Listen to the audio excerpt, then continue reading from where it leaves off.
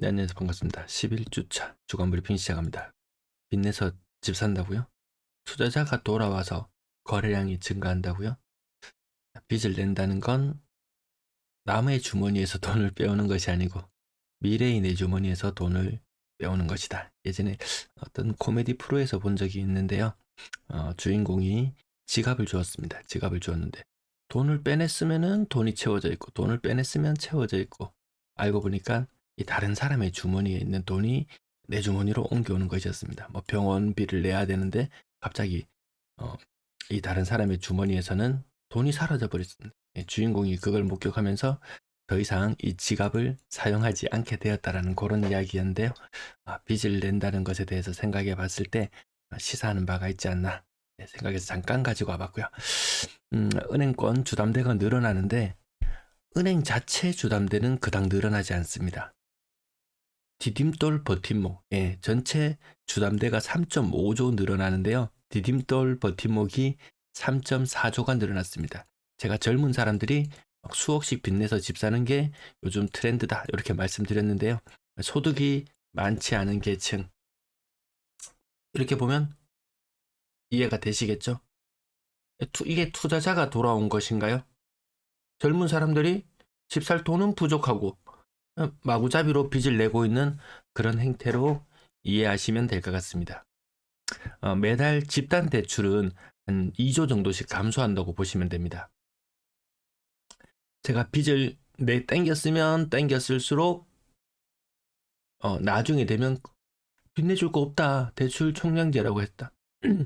경제 성장률이 3.8%라고 가정했을 때 가계 대출이 연간 60조 정도. 연간 60조 정도.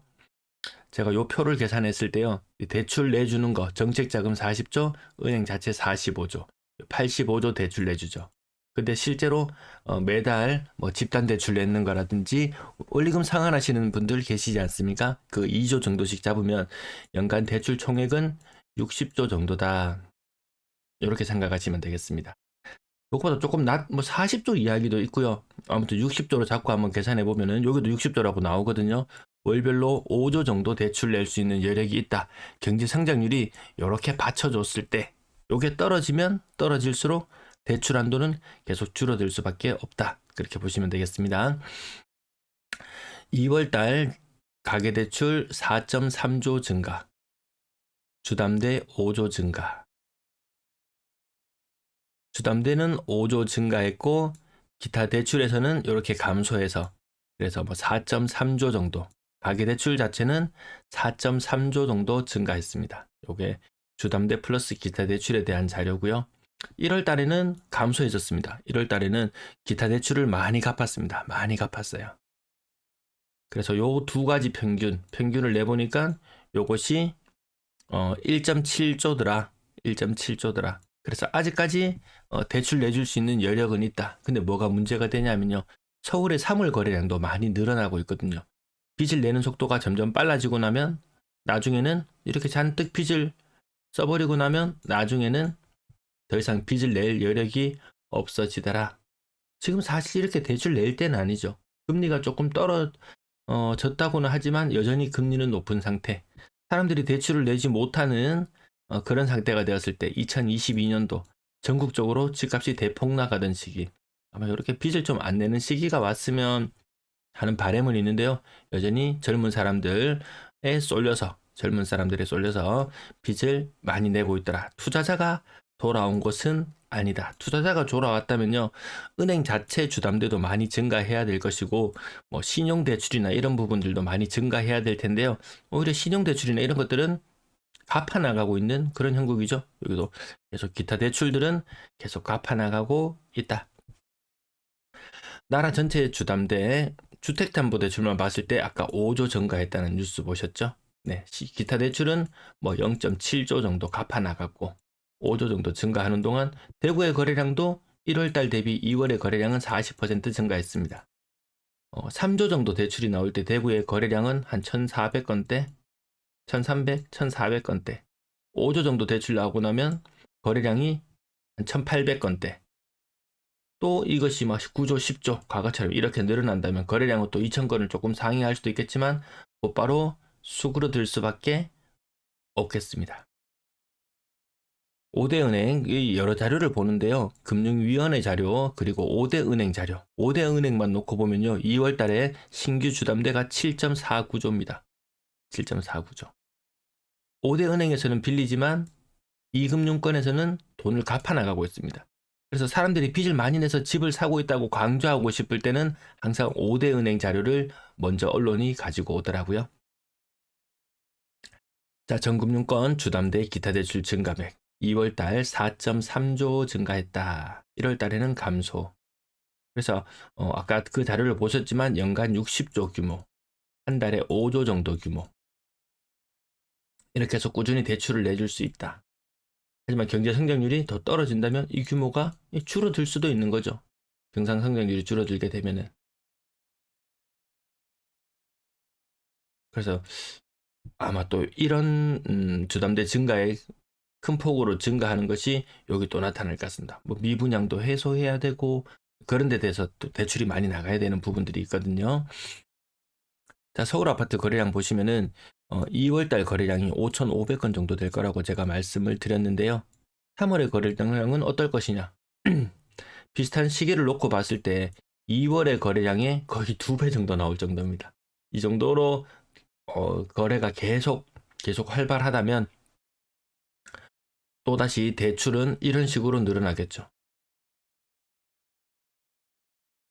거의 뭐 9.8조, 예, 엄청났습니다. 주담대 8.5조, 기차 대출 1.3조에서 아마 9.8조가 되었던 것 같은데요. 거래량이 지금 늘어나는 모양새가 이렇습니다. 요 노란색 2022년도의 선을 이렇게 한 3개월 정도 당겨서 3개월 정도 당겨서 거래량이 또 3월의 거래량이 진짜 또 한 8천 건 정도 나오고 나면 또 이렇게 하고 나면 이게 몇 달치의 대출을 당겨 써버리는 효과가 있거든요. 그러면 다시 꼬꾸라집니다. 서울이 꼬꾸라지면 1등주가 꼬꾸라지면 2등주는 추락이죠. 이게 뭐 대구가 될 수도 있고 부산이 될 수도 있고.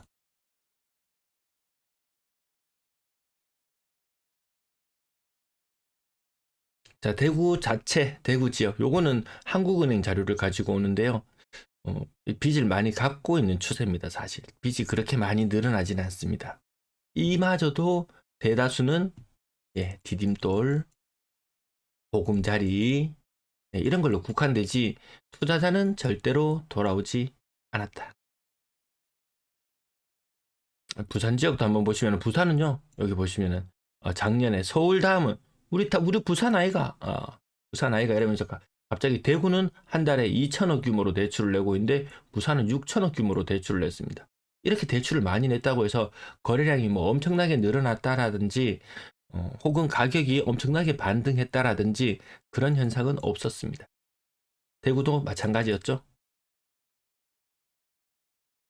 뭐 힘들다는 뉴스는 계속 나오고 있습니다. 제가 뭐 연초에 11가지 혹은 12가지로 해서 부동산 시장이 어려울 수밖에 없는 이유에 대해서 계속 말씀드렸었는데요. 자영업자들 정말 힘든 모양입니다. 수백만, 자영업자 550만 명. 이 힘든 사람이 이렇게 많은데 이 코로나가 오기 전에도요, 자영업자는 사실 힘들었어요. 그래서 자영업에서 누가 돈 버냐? 이거는 그냥 현상 유지만 하고 부동산으로 돈 벌어야지 이랬던 사람인데요. 부동산으로 투자할 여력조차도 없는 부분이 대다수인 것 같습니다. 매수위지수 서울은 69.4, 대구 부산은 여전히 바닥을 기고 있고요. 서울만 미쳤습니다. 실컷 대출 내가지고 여기 다 가나? 서울 지역에 다 갑니까? 1등주와 2등주, 대구는 2등주도 되지 못한다. 울산이나 인천 정도는 울산이나 인천 정도는 2등주의 느낌 나죠. 광주는 이거 아닙니다. 요게 2등주. 대구 부산 영원한 3등주.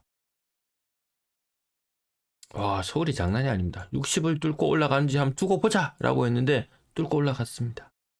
하지만 이것 제가 화무 11홍, 화무 101홍 이렇게 말씀드리면서 이렇게 반짝 또 반짝하고 지나갈 것이다. 이렇게 예측해 봅니다. 대구 지난주 마이너스 0.1. 아이고, 제가 똑같은 사진을 두 개 가지고 와버렸군요. 대구 외롭지 않다. 세종이 있다. 이런 말씀 드리고, 서울, 아이고, 지 혼자 다 해먹네. 그래서 매번 뭐 정치권에서는 뭐 좌가 어떠고 우가 어떠고 매번 이런 이야기는 하는데, 야, 여기 싸움은 붙이고 이거. 제주는 곰이 부리고 돈은 이 왕서방이 가져가는 듯한 그런 모양새도 보입니다. 주간 신고가 비율 이런 것도 보면 제가 LH 매입이나 이런 것들이 있을 때 좀 나타나는 현상이지, 뭐 주간 기준으로 신고가 비율 뭐 5%그 아래쪽이죠. 대다수가 뭐 2%, 3% 사실상 신축 아파트에서만 신고가가 나타났지 지방에서는 별 볼 일 없습니다. 인천 그 잘 난다간다고 했는 인천도 뉴스에 보면 12억까지 갔던 뭐 송도 아파트가 5억대, 물론 5억 후반이었겠죠. 5억대 이렇게 좀 자극적인 뉴스가 나오기도 합니다. 수도권이지만 이렇게 힘을 못 씁니다. 자, 주간 거래량 늘고 있다. 거래량 늘고 있는 거 인정. 늘고 있는 거 인정. 거래량, 서울의 거래량이 늘 때 가장 크게 영향을 받는 것은 인천. 그 외에 부산이나 대구는 그렇게 크게 영향을 받지는 않습니다. 요 지역들을 보시면은 뭐 월간 거래량 조금 이따 다시 보실 텐데요. 거래량이 서울은 80% 정도 늘어나는 동안 지방 광역시들은 거래량이 40% 정도. 1월 달 거래량 대비 그 정도 늘어나는 느낌입니다. 대구 1,300건대의 거래량에서 요거 조금 더 잡으면 1,800건, 뭐 부산 100건. 여기서 늘어나는 규모 보시면 500. 조금 더 늘어날 수도 있습니다. 제가 비율을 조금 92%로 산정했나? 아마 그런 것 같은데요. 인천이 조금 더 늘어나긴 하지만 대다수 지역들은 40% 정도. 그렇게 보이시죠? 울산도 40%, 대전도, 광주도, 서울은 거래량 80% 증가. 광역시는 거래량 40% 증가. 서울 3월달까지 아마 올해 3월달에 피크를 찍나 봅니다. 수많은 전문가들이 연초에 나와서요. 상저하고 이렇게 말했는데 웬걸, 토지거래 허가제 풀리고 대출 금리 떨어지면서 야, 올해 금리 많이 떨어지겠네, 이렇게 섣불리 좀 예측하는 감이 있는 것 같습니다. 그래도 대출 금리가 2번 더 떨어진다고 해도 제가 봤을 때는 대출 금리는 4%에 육박할 것으로 보여집니다. 어제 그 라이브 방송에서 그 상담하시는 분, 예. 그분도 보셔서 아시겠지만 정책자금 3%, 정책자금 3%, 이런 거 뭐 디딤돌, 뭐 이런 것들 있죠. 네, 이런 것들을 아마 활용하다 보니까 그쪽에만 대출이 편중되지, 이 4%에 달하는 대출 금리를 받아서 일반 은행 대출 받아서 쓰는 사람은 그닥 없습니다. 정책자금 올해 45조. 이것만 잔뜩 다 땡겨 쓰고 있다라는 거죠. 자, 지난 2월 달과 견주어 봤을 때, 지금 작년 2월 달과 견주어 봤을 때 조금 더 거래량이 나오는 지역들이 더 많습니다. 그거 나중에 나와야 될 거래량, 당겨 쓰는 것일 뿐이다. 뭐 시장 분위기 좋아진다고 과거처럼 주담대 늘어나죠. 주담대 늘어나고 쭉 늘어나고, 이거 거의 뭐 한도가 없었죠. 한도가 없는 백지수표 같은 주담대 한도 쭉 늘어나주고, 여기에다가 신용대출까지 쭉 늘어나는 것이 과거의 상승기 때 그런 모습이었다면요. 지금은 주담대가 아무리 늘어난다 손 치더라도 늘어날 수도 없고 선이 정해져 있고, 신용대출은 금리가 높다 보니까 갚아 나가기 바쁘고, 대구 지역 인구 대비 거래량은 여전히 여기 아래쪽. 전세 거래량 2월 달 되면서 좀 살아났습니다. 전세 2월 달 되면서 전년 2월 달과 비슷한 그 정도 수준의 모습을 보여주고 있네요. 울산이 전세 매물도 없고, 근데 지금 타면은 정말 울산은 막차가 될 것 같다. 대구의 전세 거래량 여전히 활발하지 않은 모습. 사실상 울산은 좀 예외적이기 때문에 조금 제외해놓고 본다면 전세 거래가 없습니다. 전세 거래 많이 줄어들었어요. 매물도 줄어들었지만 네 그렇습니다. 대구의 매물 이제 42,000개 정도로 거의 자리를 잡아가는 분위기 같습니다. 42,000개. 주중에 많을 때는 42,000개, 적을 때는 뭐 41,000개 그 정도로 보시면 되겠고요.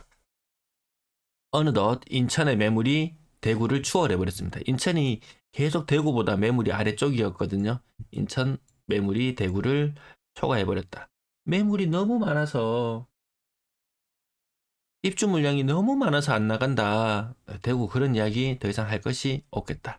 부산도 많을 때는 63,000, 적을 때는 뭐 61,500 이 정도로 보시면 되겠습니다. 어쨌든 추세적으로 매물은 계속해서 증가해 나가고 있다. 인구 1,000만으로 봤을 때 그 매물 순위가 대구가 위태위태하죠. 광주 매물이 몇억 개 증가하고 있거든요. 인구 대비 부산이 가장 많고 대전도 대구와 격차를 점점점 벌려나갑니다. 대전이 매물이 겁나 빠른 속도로 늘어나고 있다는 거겠죠. 대구는 빠른 속도로 늘어나고 있지는 않지만 여전히 많은 상태다. 매물이 많아서 못 나간다 그런 이야기 못 할 것 같은 게 광주에도 추월당할 분위기입니다.